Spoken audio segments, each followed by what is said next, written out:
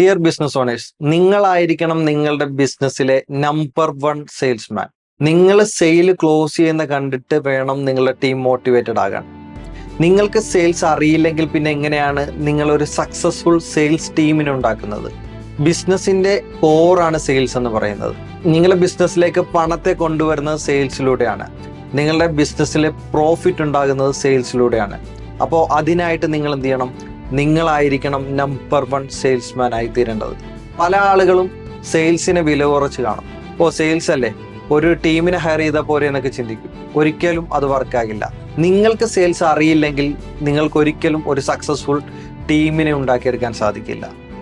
Successful ആയിട്ടുള്ള എല്ലാ ബിസിനസ്സുകളെയും നിങ്ങൾ ശ്രദ്ധിച്ചോളൂ, അതിൻ്റെ എല്ലാം ഓണേഴ്സ് നല്ല മികച്ച ഒരു സെയിൽസ്മാൻ ആയിരിക്കും. കാരണം വിൽക്കാൻ അറിയാവുന്നവന് പറഞ്ഞിട്ടുള്ളതാണ് ബിസിനസ് എന്ന് പറയുന്നത്.